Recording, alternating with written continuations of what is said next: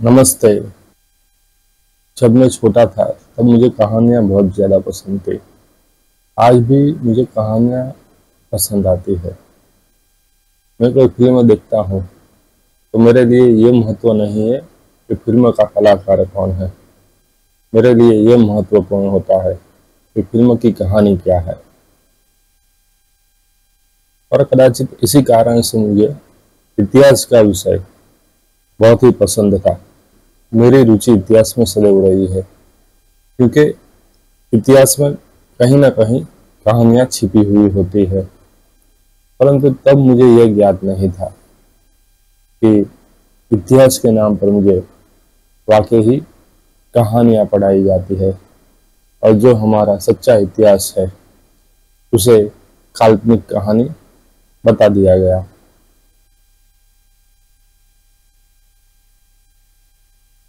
और इसी कारण से हमें इतिहास में हमारे राम और कृष्ण के विषय में नहीं बताया जाएगा।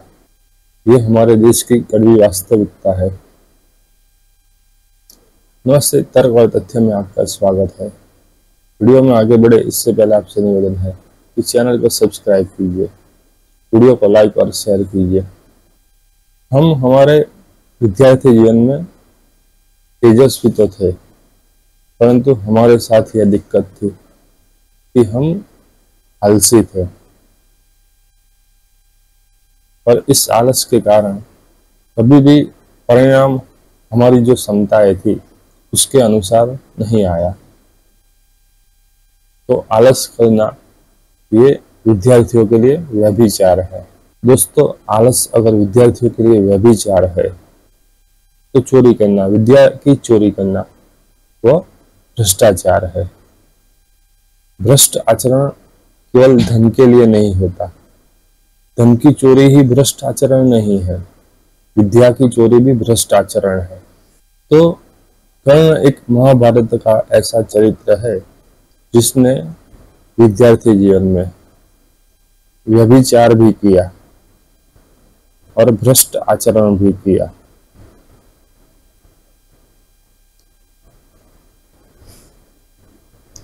आप सोचेंगे विद्यार्थी कैसे व्यभिचार कर सकता है? तो व्यभिचार का अर्थ क्या होता है? व्यभिचार का अर्थ यह होता है कि जो स्थापित मूल्य है उनसे भिन्न आचरण करना।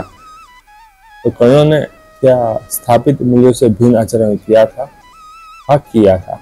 तो पहले तो हम इस बात की चर्चा करेंगे कि उस समय विद्यार्थियों के लिए स्थापित मूल्य क्या थे। मित्रों, उस समय विद्यार्थियों के लिए स्थापित मूल्य यह था कि विद्यार्थी को अपने गुरु में पूर्ण श्रद्धा होनी चाहिए। वैसे ही नहीं कहा गया कि गुरु ब्रह्मा गुरु विष्णु गुरुदेव महेश्वरा, गुरु साक्षात परम ब्रह्म तस्मै श्री गुरुवे नमः। तो अगर गुरु में श्रद्धा नहीं है तो विद्यार्थी का वो व्यभिचार ही है। और कर्ण ने यही काम किया था। अपने गुरु में उसे श्रद्धा नहीं थी, और ऊपर से उसने अपने गुरु से असत्य भी बोला। तो इस तरह से कर्ण अपने विद्यार्थी जीवन में व्यभिचारी भी था, भ्रष्टाचारी भी था। तो बात शुरू से शुरू करते हैं। कर्ण जन्मा था कवच और कुंडल लेकर। आपने कभी सोचा है वह कवच और कुंडल लेकर ही क्यों जन्मा?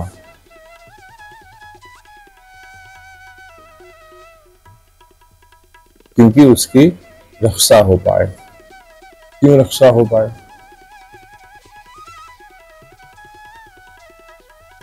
क्यों रक्षा हो पाए? कोई भी कवच और कुंडल लेकर जन्म नहीं लेता, परंतु कर्ण कवच और कुंडल लेकर जन्मा था क्योंकि उसकी यह प्रकृति थी युद्ध करना। वह एक युद्ध प्रिय व्यक्ति था।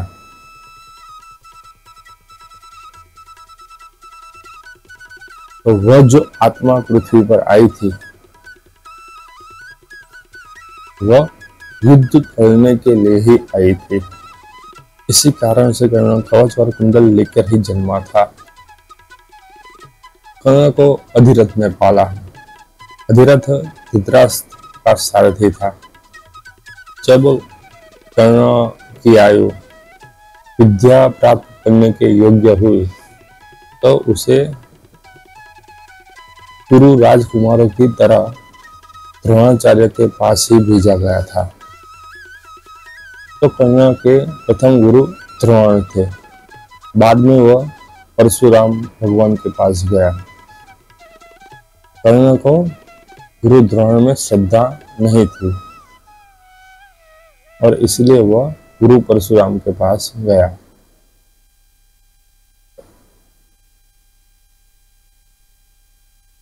उस समय की हमारी विद्या, उस समय हमारे गुरुकुलों की व्यवस्था क्या थी? आज के समय में जैसे कोई विद्यार्थी आर्ट्स में जाता है, कोई कॉमर्स में जाता है, कोई साइंस में जाता है, कोई इंजीनियरिंग करता है। उस समय भी ऐसा होता था, परंतु कुछ अलग तरीके से। ज्यादातर विद्यार्थियों को गुरुकुल में ही रहना होता था। ये जो बोर्डिंग स्कूल में पढ़ाते हैं, यह व्यवस्था हमारे यहाँ पहले से थी। तो विद्यार्थी अपना पूरा दिन गुरुकुल में ही व्यतीत करता था, तो उसके पास पढ़ाई लिखाई करने का, गुरु के द्वारा मार्गदर्शन प्राप्त करने का समय ज्यादा था और इसका लाभ उठाकर गुरु अपने विद्यार्थी को सभी विषय के बारे में प्राथमिक ज्ञान दे देता था। उस समय एक सामान्य व्यक्ति के पास भी, चाहे वो डॉक्टरी का ज्ञान हो, यानी कि आयुर्वेद का ज्ञान हो, या नृत्य का ज्ञान हो, या धनुर्वेद का ज्ञान हो, या शिल्प कला का ज्ञान हो, स्थापत्य का ज्ञान हो, थोड़ा थोड़ा सभी प्रकार का ज्ञान एक विद्यार्थी के पास होता था।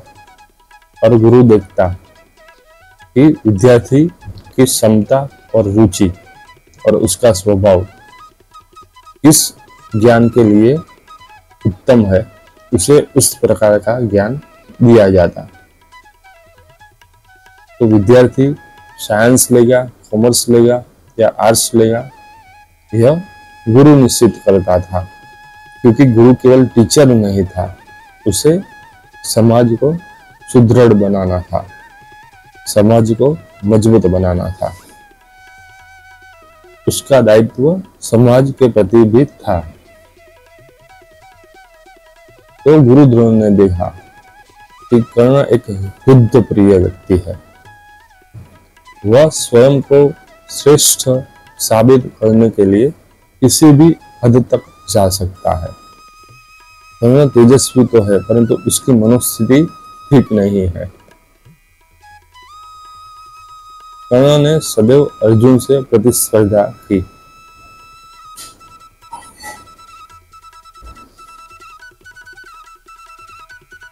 जब गुरु द्रोणाचार्य ने अर्जुन को ब्रह्मास्त्र का ज्ञान दिया, तो कर्ण ने भी द्रोणाचार्य से ब्रह्मास्त्र मांगा। गुरु द्रोणाचार्य कर्ण को ब्रह्मास्त्र के लिए योग्य नहीं समझते थे, इसलिए उन्होंने ब्रह्मास्त्र देने से मना कर दिया। तो कर्ण ने क्या किया? विनम्रता पूर्वक अपने गुरु की बात नहीं मानी। जब द्रोणाचार्य जैसा व्यक्ति किसी को ब्रह्मास्त्र नहीं देता, तो उसके पीछे कोई कारण तो होगा। ब्रह्मास्त्र अर्थात जो न्यूक्लियर वेपन होते हैं, वह कदाचित ब्रह्मास्त्र की क्षमता न्यूक्लियर वेपन से भी ज्यादा थी। तो किसी को भी वह ज्ञान नहीं दिया जा सकता। द्रोणाचार्य ने कर्ण को ब्रह्मास्त्र का ज्ञान क्यों नहीं दिया? इसके पीछे कारण क्या था? इसके पीछे कारण यह था कि कर्ण ब्रह्मास्त्र के लिए योग्य व्यक्ति नहीं था। वह युद्ध प्रिय था। वह अपनी महत्वाकांक्षा के लिए किसी भी हद तक जा सकता था। तो द्रोणाचार्य केवल गुरु नहीं थे। कोई भी व्यक्ति गुरु होने से पहले, पिता होने से पहले, माता होने से पहले इस पृथ्वी का ऋणी है। सबसे बड़ा ऋण पृथ्वी का होता है। तो गुरु की जिम्मेदारी है कि वह कोई भी ऐसा ज्ञान अपने शिष्य को न दे जो समग्र संसार के लिए हानिकारक हो।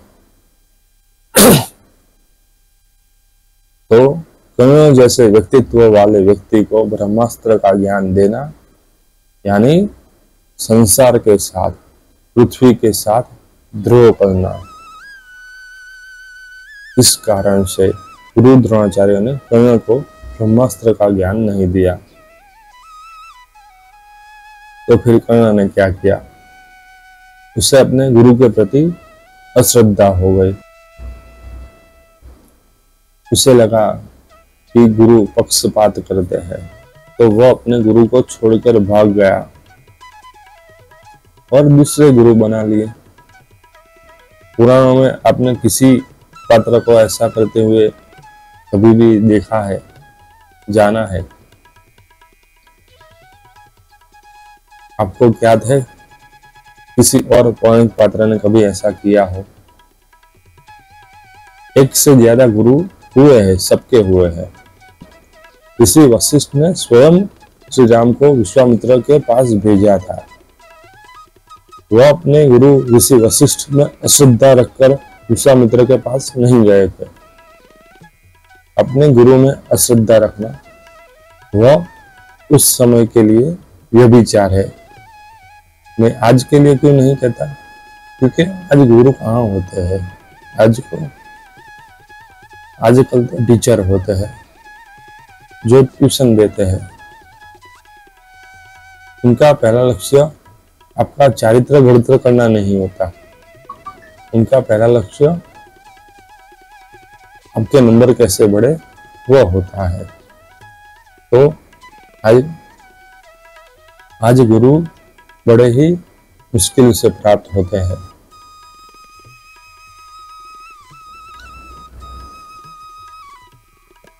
इसके बाद कर्ण गया भगवान परशुराम के पास। वहां भी उसे अपने गुरु में श्रद्धा नहीं थी।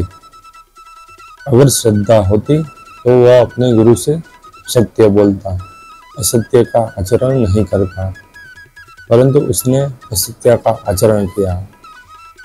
गुरु से उसने अपनी वास्तविकता को छुपाया। यह कह के उसने विद्या प्राप्त की कि वह एक ब्राह्मण है। मुझे तो यह भी एक मिथ लगता है कि परशुराम जी केवल ब्राह्मणों को शिक्षा देते थे, क्योंकि उससे पहले उन्होंने हिमवापुत्र देवव्रत को शिक्षा दी थी और इससे भी पहले उन्होंने भगवान श्री राम को अपना धनुष दिया था। श्री कृष्ण के पास दर्शन भी परशुराम से आया था।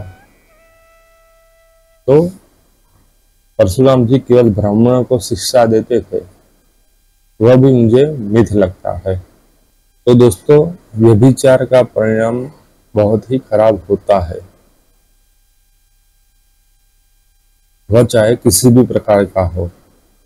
कर्ण ने अपने गुरु में श्रद्धा न रखी, गुरु के साथ असत्य का आचरण किया, तो उसका परिणाम भी उसे प्राप्त हुआ। जब उसे सबसे ज्यादा अपनी विद्या की आवश्यकता थी, तब वो अपनी विद्या को भूल गया। तब उसे कुछ न काम आया और उसके पास उसके कवच और कुंडल भी नहीं थे। तो कुरुक्षेत्र के युद्ध में कर्ण मृत्यु को प्राप्त हुआ।